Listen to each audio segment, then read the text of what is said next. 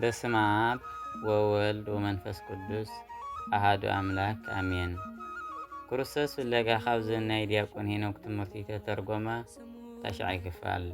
ክርስቶስ ኣብ ናይ እስራኤላውያን ካብ ግብፂ ምውፃእ ጉዕዞ ብኸመይ ምሳሌ ንረኽቦ? እግዚአብሔር ንእስራኤላውያን ገንሸል በጊዕ ሓሪዶም ክበልዑ ምስ ኣዘዞም ክትበልዑ ከለኹም መቃንና ጓን ክእዎ ኢልዎም ነይሩ። እዚ ኸዓ ናይ ክርስቶስ ስጋ ወደሙ ከመይ ክንቕበል ከም ዘለና ዘረድእ እዩ። መቃንና ጓን ዝተባሃለ ናትና ከንፈር እዩ።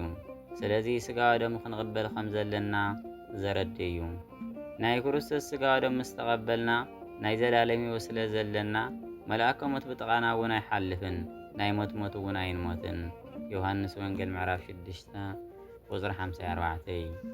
ስጋይ ዝበልዕ ደመይ እውን ሰቲ ናይ ዘላለም ሕይወት ኣላቶ፣ ኣነ እውን በታ ድሕረይቲ መዓልቲ ከተንሰዮ ኢሉ ቃል ኣቲልና እዩ። ስጋኻ በሊዐ ደምካ ሰትየ ስየል ተውሪድካኒ ሓቢርና ንውርድ ኣነ ታሸገርኒ ከም ዝበለ በዓል ቅኔም። ስጋይ ዝበልዕ ደመይ ሰቲ ኣነ ኣብኡ ንሱ ኣባይ ክነብር እዩ፣ ንዘለኣለም ክነብር እዩ እምበይ ኣይክሞት ስለ ዝብለና። እግዚአብሔር ንእስራኤላውያን ክትበልዑ ከለኹም ጠዊስኩም ወይም ዝተጠበሰ ብልዑ ኢልዎም። ብጣዕሚ ሓዊ ዝበልዖ ወይም ሓዊ ዘይነኽኦ ከይትበልዑ ኸ ኢልዎም ነይሩ። ናይ ክርስቶስ ስጋ ወደሙ ክንቕበል ከለና ነብሲ ዝተፈለየቶ መለኮት ተዋህዶ ኢልና ኢና ንቕበል። ካምቲ ተጠበሰ ስጋ ማለት እዩ። መለኮት ንስጋ ውሒጥዎ እዩ ከዓ ኣይንብልን። ሓዊ ዝበልዖ ኣይትብልዑ ማለት መለኮት ነቲ ስጋ ውሒጥዎ እዩ ኢልኩም ኣይትሕሰቡ፣ ወይም እቲ ስጋ መለኮት ኣይተዋህደን ወይም ሓዊ ኣይነኽአን ኢልኩም ኣይትሕሰቡ ማለት እዩ። እግዚአብሔር ንእስራኤላውያን ክትበልዑ ከለኹም ምስ መሪር ቆፅሊ ብልዕዎ ኢልዎም ነይሩ። እዚ ማለት ከዓ ስጋ ወደሙ ክትቕበሉ ከለኹም ናይ ክርስቶስ መከራ ንሓሰብኩም ተቐበሉ ማለት እዩ። ቀዳማይ ቆሮንቶስ ምዕራፍ 11 ቁፅሪ 26። እዛ እንጀራ እዚኣ ብትበልዕዋ እዛ ጽዋ እዚኣ እውን ብትሰትይዋ መጠን ክሳዕ ጎይታ ዝመጽእ ሞት ክትነግሩ ኢኹም። እዚአኑ ሞትከ እግዚኦ ትንሣኤከ ቅድስተ፣ አቤት ሞትካና ቅድስቲ ትንሣኤኻ ክናገር ኢና እናበልኩም ብልዑ ወይም ተቐበሉ ማለት እዩ። እግዚአብሔር ንእስራኤላውያን ኣብቲ ዝበልዕዎ ማይ ብኽዕ ከይህልዎ እውን ኢልዎም ነይሩ። ብርሃን ዓለም ቅዱስ ጳውሎስ ነዚ ኸረደና ከሎ ማይ ብኽዕ ማለት ወይም ዝተባሃለ ኃጢአት ምዃኑ ይነግረና።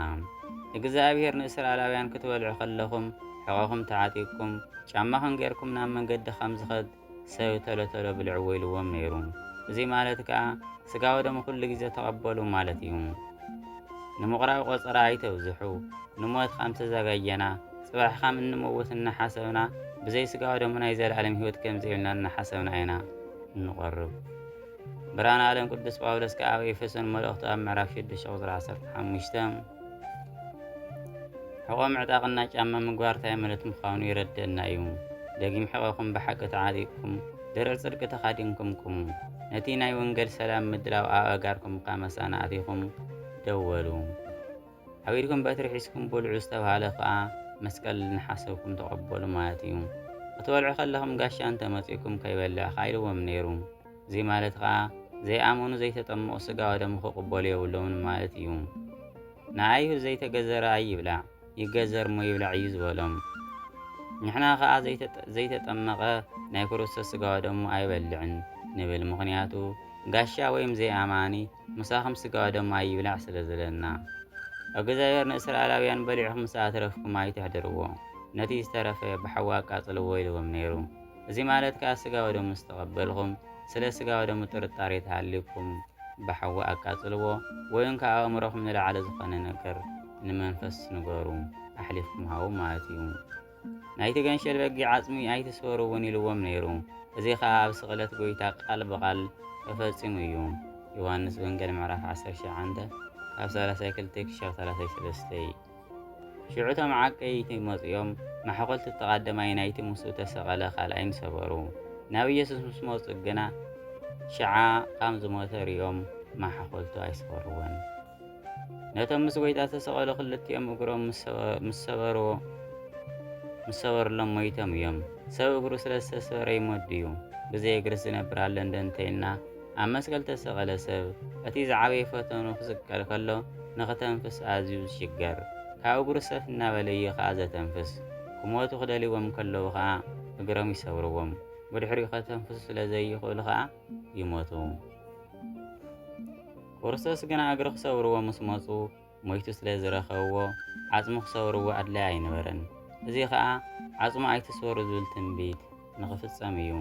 ሊቁ ቅዱስ ያሬድ ወምድር ንትገብር ፋሲካ ተሃፂባ በደመ ክርስቶስ ከም ዝበለ ንሕና ተሻገርና ፋሲካና ክርስቶስ ስለ ዝተሓረደ ብደሙ ኢና ተሻጌርና።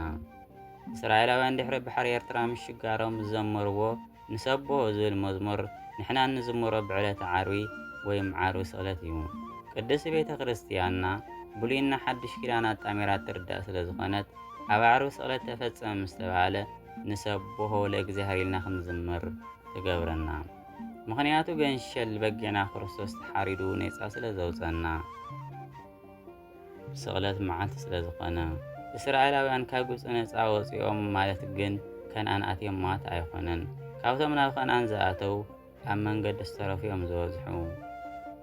ክርስቶስ ካብ ሲኦል ነፃ ኣውፂና እዩ። ንርእሱ መስዋእቲ ኮይኑ ከዓ ኣድሒንና እዩ። ግን ሕዚ እውን ናብ መንግስተ ሰማያት ንጓዓዝ ኢና ዘለና ማለት ገና ኣብ መንገዲ ኢና ዘለና። ካብ ግብፂ ኣውፂና እዩ። በጊዕ እውን መስዋእቲ ሓሪድና ኢና። ስለዚ ካብ ሕዚ ምንም ኣየድልየናን ኢሎም እስራኤላውያን ሙሴ እውን ከይተረፈ ኣብ መንገዲ ተሪፎም እዮም። ክርስቶስ ሓደ ግዜ ሞይትልና ኣድሒንና እዩ። ስለዚ ካሊእ ምንም ኣየድልየናን ኢልና መንግስተ ሰማያት ኣይንኣቱን፣ ከምኡ ኢልና እውን ኣይንኣምንን። ክርስቶስ ብደሙ መንገዲ ፀረገልና እዩ። ግን ሕዚ እውን ኣብ መንገዲ ኢና ዘለና። መድሃኒ ዓለም ካብኡ ይሰውረና እምበር ኣብ መንገዲ ምትራፍ እውን ኣሎ እዩ። ካብ ግብፂ ነፃ ስለ ዝወፁ ከነኣን ከም ዘይኣተው እስራኤላውያን ንሙሴ እውን ከይተረፈ ኣብ መንገዲ ዘትረፈ ፈተና ኣሎ እዩ። ክርስቶስ ኣብ ናይ ሙሴ ታሪኽን ናይ እስራኤላውያን ካብ ግብፂ ምውፃን ምሳሌኡ እዚ ይመስል። ኣብ ኢያሱ ታሪኽ ይቕፅል። ወስብሐት ለእግዚአብሔር።